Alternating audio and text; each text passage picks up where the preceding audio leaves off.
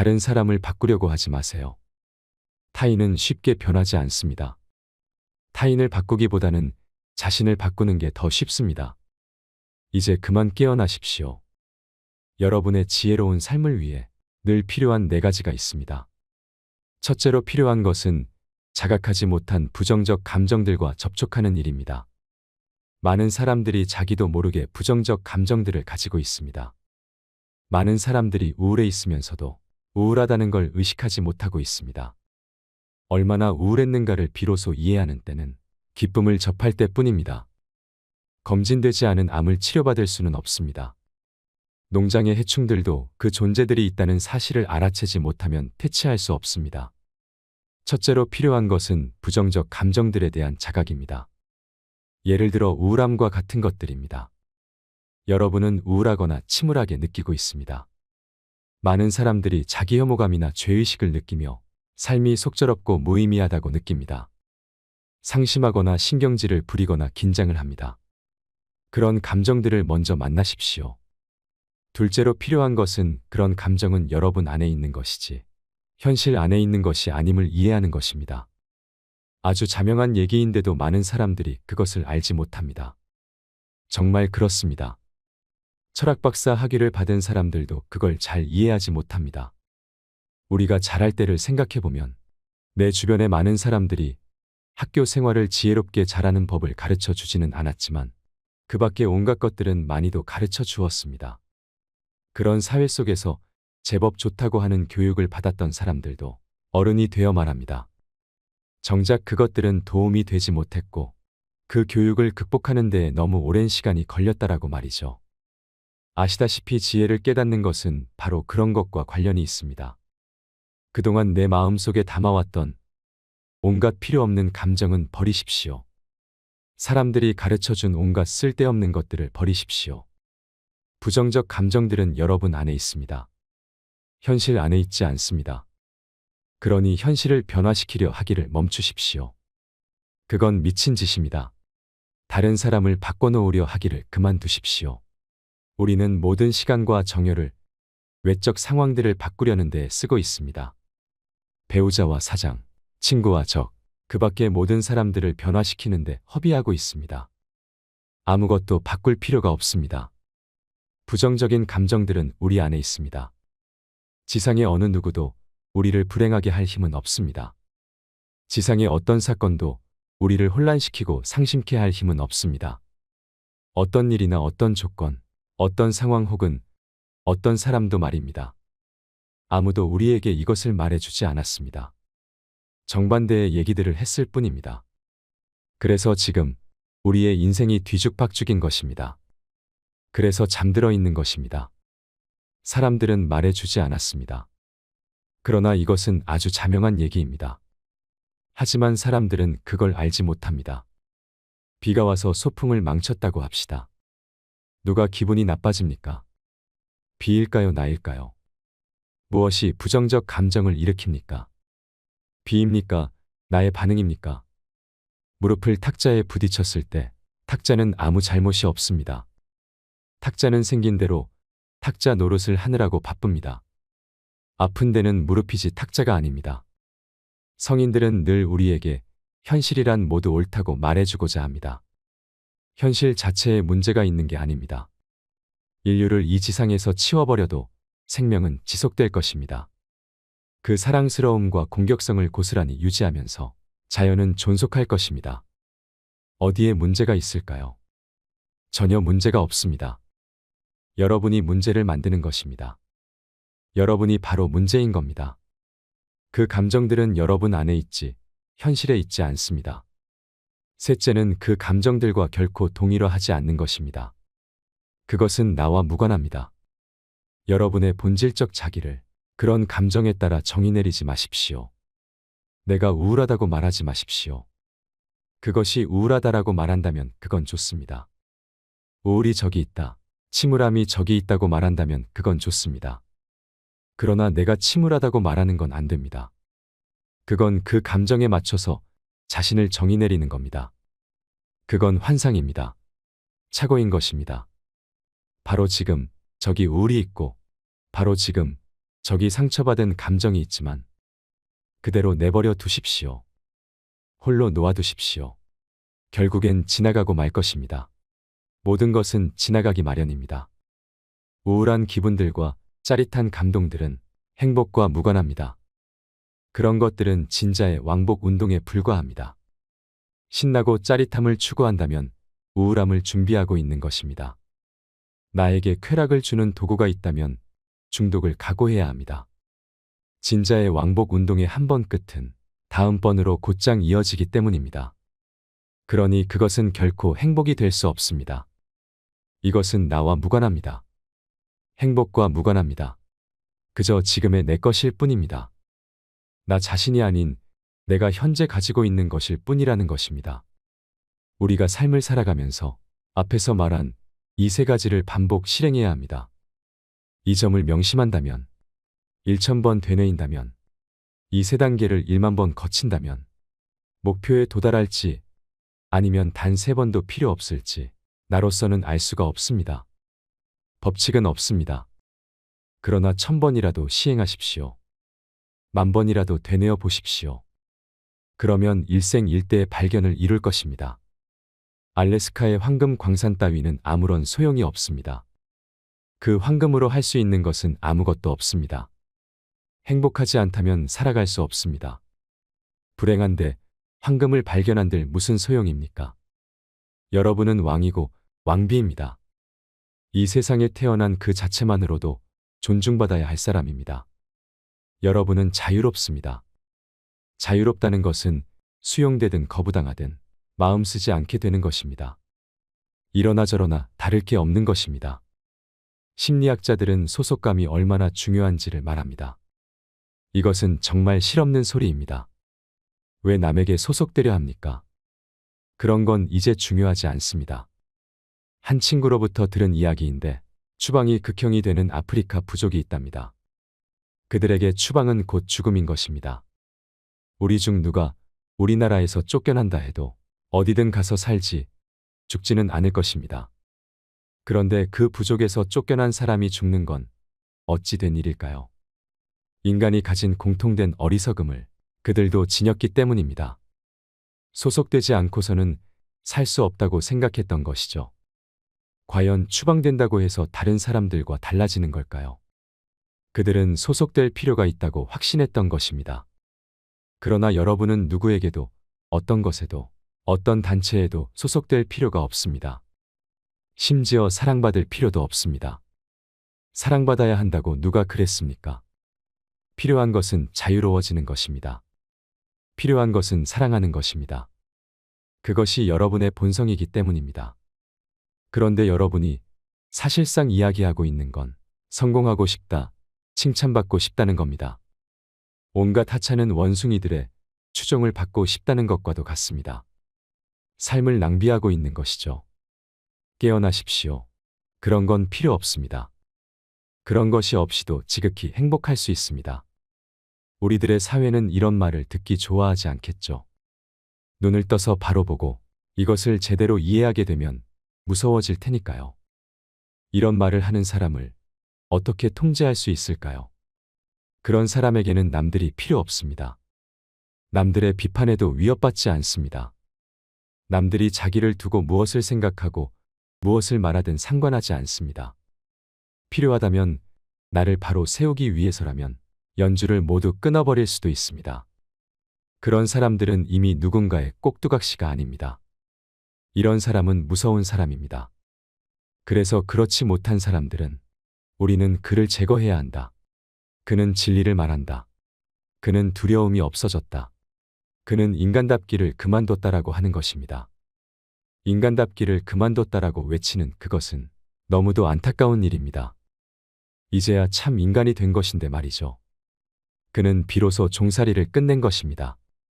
우리도 그와 같이 이제 그만 종살이를 끝내야 합니다. 그는 감옥을 뚫고 나온 것입니다. 우리도 그 감옥에서 탈출해야 합니다. 어떤 사건도 부정적 감정을 정당화하지 못합니다. 부정적 감정을 정당화할 상황이란 세상에 없습니다. 여러 깨달은 자들이 목청을 돋우어 우리에게 해온 이야기가 이것입니다. 그러나 아무도 귀 기울이지 않습니다. 부정적 감정은 여러분 안에 있습니다. 전투의 열기 속에 뛰어들되 너의 마음은 연꽃 발치에 머물게 하라는 말이 있습니다. 참으로 절묘한 말입니다. 행복을 얻기 위해 무얼 할 필요는 없습니다.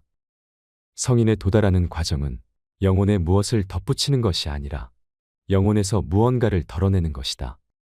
이것은 매우 아름다운 표현입니다. 자유로워지기 위해 무엇을 행할 필요는 없습니다. 내 마음속에 있는 짐이 되는 무언가를 덜어내십시오. 그렇게 하면 해방됩니다. 넷째는 다음과 같습니다. 사물을 어떻게 변화시킬까요? 자신을 어떻게 변화시킬까요? 여기서는 이해해야 할 것이 많습니다. 아니, 오히려 딱 한 가지가 있는데 그것이 여러 가지로 설명될 수 있습니다. 의사를 찾아가서 자기가 왜 아픈지를 묻는 환자를 상상해 보십시오.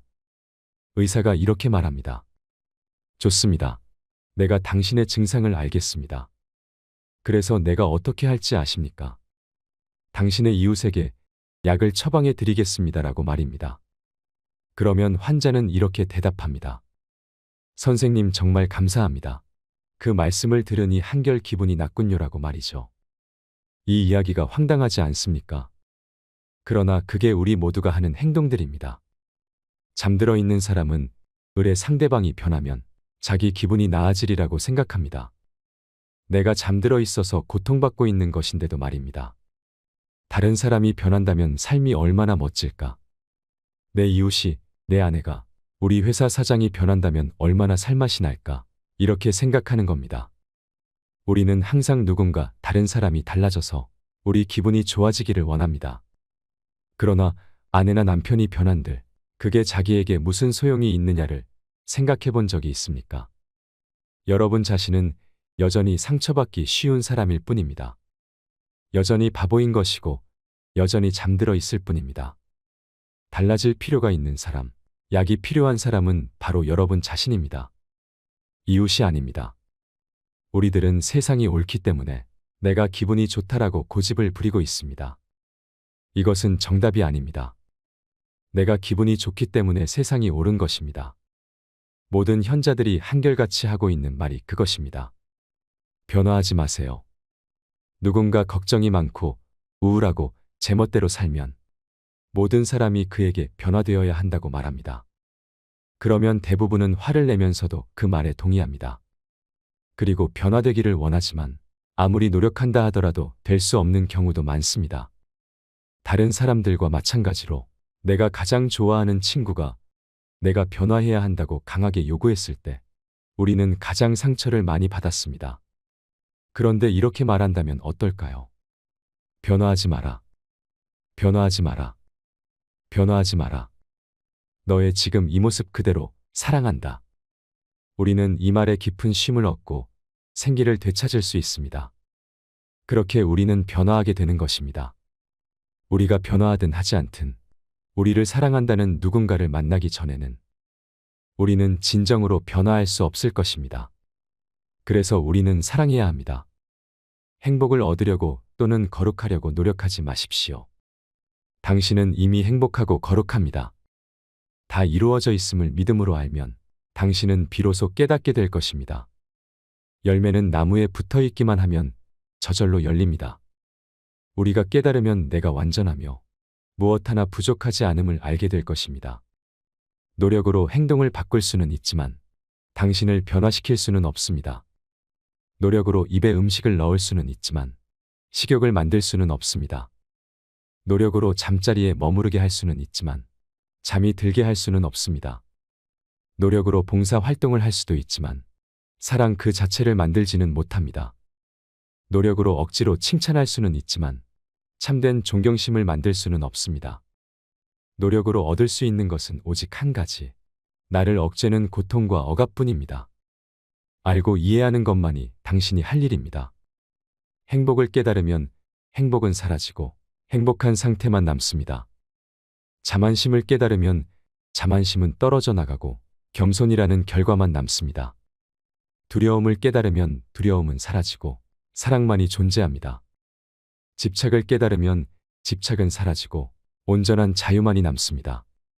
지금 이 순간 깨어있는 그대로를 알아차림으로 참 행복과 참 사랑과 참 기쁨을 누려보십시오.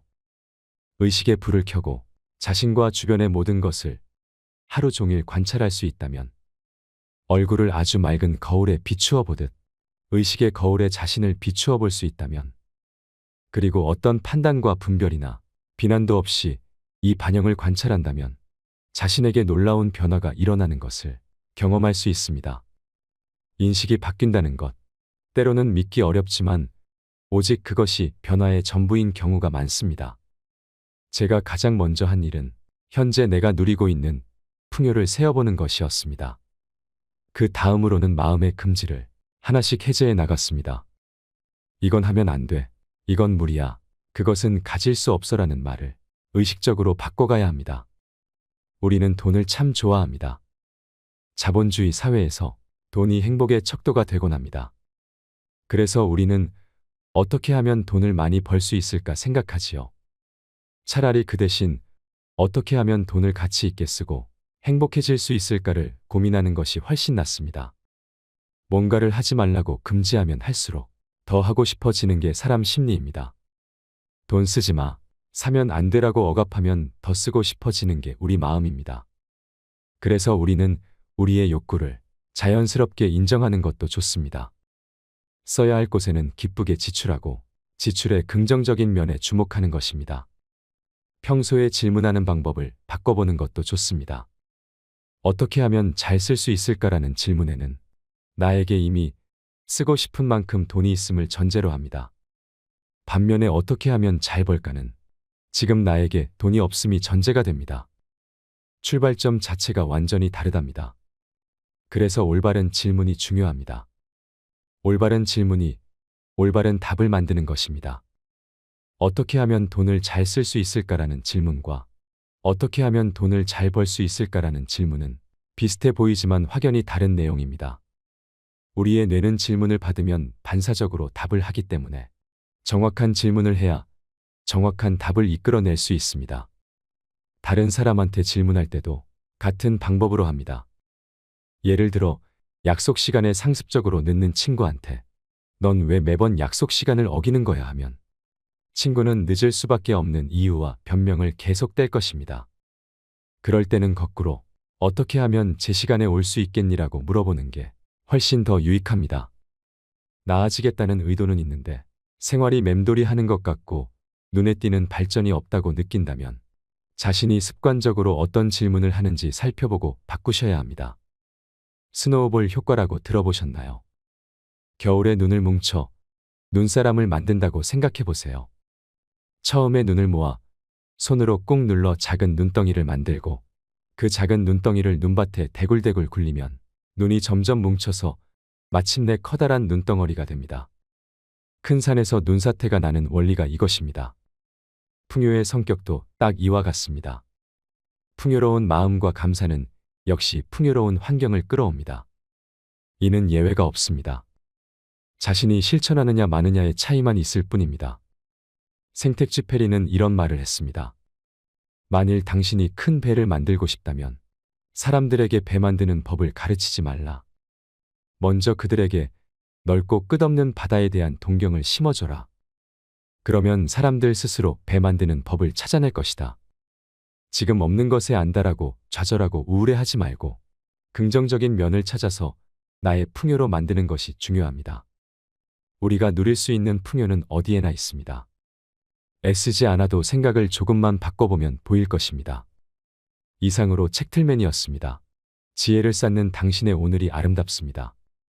더 좋은 영상으로 찾아뵙겠습니다.